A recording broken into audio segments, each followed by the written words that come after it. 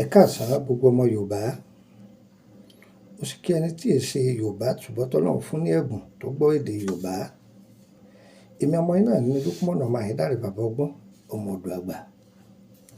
Ó yẹ wá nǹkan kan fìdílé tàbí kẹfìdílé nǹkan jẹ́ kọ́ra wa lẹ́kọ̀ọ́. Ẹ tọ́jú ara yín, ẹ tọ́jú ara yín. Ìgbà tó gun bá tó dé kọ́lá tó máa yájúlé wá mírèkù kì, ẹ tọ́jú ara yín.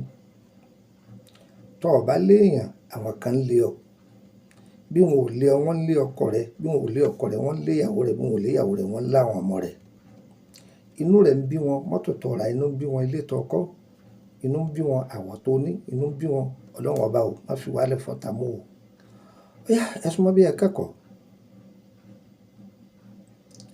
Aṣínà ìdènà ègún. Aṣínà ìdènà ègún yìí. Ẹlòmíì ń bẹ tó jẹ́ pé iṣẹ́ tó kọ́, òun ni gbogbo àwọn ẹgbẹ́ rẹ̀ kọ́. Ó sì bèrè sí kó tó kọ́, wọ́n lọ́nà rẹ̀ ni. Ṣùgbọ́n nígbà tí ó kọ́ tán, jọyìn máa ní sí, àgbàṣe ní sí lọ́dọ̀ àwọn ọ̀rẹ́ rẹ̀. Tó á jẹ́ pé tó bá àwọn ọ̀rẹ́ rẹ̀ ṣiṣẹ́, wọ́n máa ní iṣẹ́ yìí dáa. Wọn ò sì ní yin òun torí pé ẹrú iṣẹ́ ló ṣe. Èkejì rẹ̀ tí ọmọ ń paṣẹ, òun láyé ọmọ ṣe dànsáàkì fún. Ó yẹ wá kọ́gbọ́n. Ẹ lọ tọ́jú ọ̀pọ̀lọpọ̀ ìyẹ́ àkàlà, ìkódẹ, ìyẹ́ ẹ̀gún, ewé ìṣáájú, eku asín, ọ̀pọ̀lọ́ gbígbẹ, ata àjọsìn.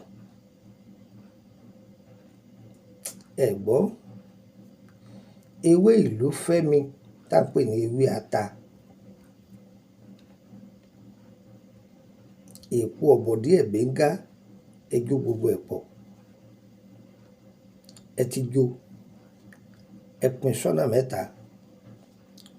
Yóò dà kan sínú epo ògèrè, ẹni kọ́ máa la lálẹ́. Ẹlẹ́ẹ̀kejì yóò pò mọ́ṣẹ́, ẹni kọ́ máa wẹ̀ lálẹ́ pẹ̀lú omi gbóná. Tó bá ti fẹ́ wẹ̀ yìí, kọ́kọ́ fi eérú kọ́ pa ní pẹ̀tẹ́. Ẹ mọ̀ tó máa kọ́ pé yàn pa pẹ̀tẹ́.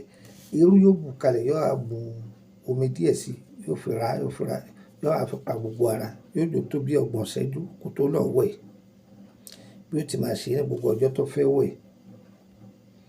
Ìkẹta yóò dà sínú ìpara, yóò mọ ìpara.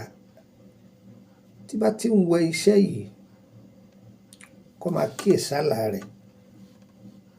Àlá rẹ̀ ló nídìí o. Ibi ogun ayé rẹ̀ ti wá yóò rí.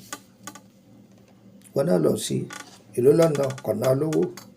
Ibi tí ogun ayé rẹ̀ ti wá yóò ṣe kíni yóò rí. Ìyá rẹ̀ lọ́wọ́ ń díẹ̀ ni. Bàbá ẹ̀ lọ́wọ́ ń díẹ̀ ni. Ogun òdílé wọn ní ń jà ni. Òun lógun ara rẹ̀ tí ń fogun jà, ogun ọ̀rẹ́ ni yóò rí. Tó bá ti wá rí, má dúró.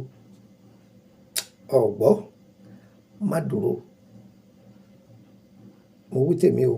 Lukman ọmọ Ayédáre bàbá ọgbọ́n ọmọ ọ̀dọ̀ àgbà. Tẹ́nìkan bá lọ́mọ ọ̀dọ̀ àgbà lòun tẹ́ ti gbọ́ Lukman Ayédáre fake ni. Ìtọ́jú ara lánàá ìwé àtìgbò lórí iṣẹ́ ẹni ni. Àìsàn ara ni. Ogun bá ogun àdá, ogun owó má gbé déwájú mi. Bàbá sani ládàá, bàbá yẹni níbọn, ogun má yẹ o má gbé déwájú mi. Ìtọ́jú ara, adẹ́ra, kéèyàn kúrò nínú ìpọ́njú, káyé ẹni ó gbà ní gbẹdẹmukẹ, kéèyàn gẹ̀ẹ́tì ayé rẹ̀ ọ̀tán. Tí ayé ọ̀bá dín lọ́wọ́ tí wọn ò dín ní lọ́nà, kò sí ohun tó ní kọ́ má rí ṣe.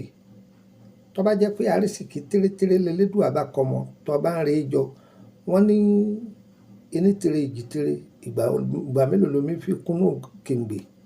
Tí bá ń kà sí tó ìgbà mélòó ní èkún. Àmọ́ kéèyàn ọ̀nà kan tó kó tó rí mi, àgbà aya ni o, kíyèsára. Ẹ lọ́ lò.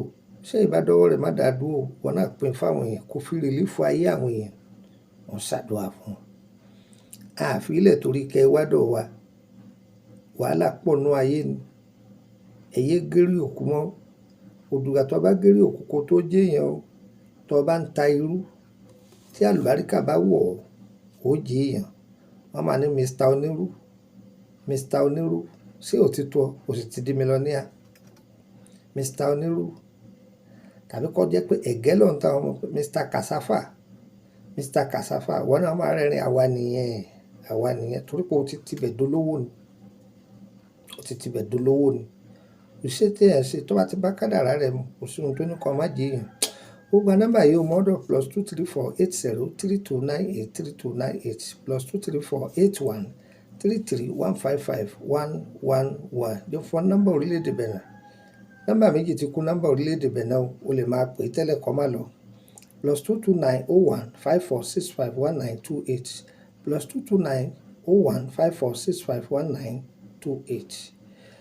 Ìtọ́jú ara ńlá ní ewé àti egbò ẹ̀ka sí bàbá ọgbọ́n kò sáàyè béèrè o. Ìwọ tó bá béèrè ọ jẹ́ yín private group. Owó ni wọ́n fi ń wọbẹ̀ 10,000 ní fẹ́ni tó wà ní Nàìjíríà.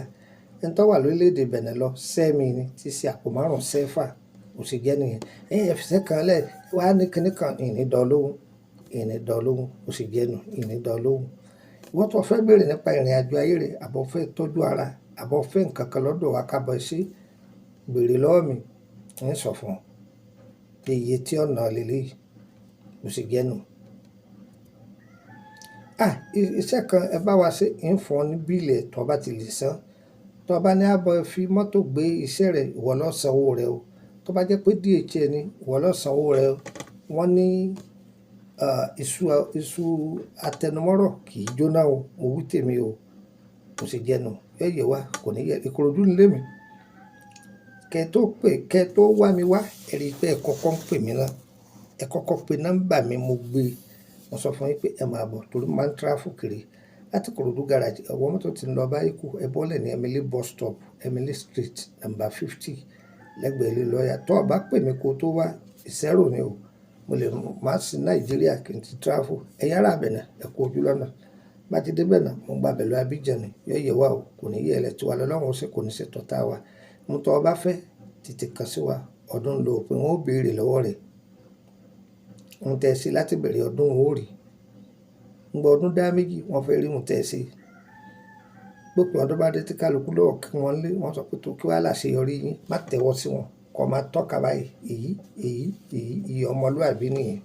Wọ́n tọ́ wá ń tọ́ka náà má dúró má jẹ́ wọn gẹ́ẹ̀tì rẹ̀ yẹ wá kò ní yẹ ẹlẹ́ tí wà ní Ọlọ́run ó ṣe kò ní ṣe tọ́ta wa. Ire o ire kàbìtì.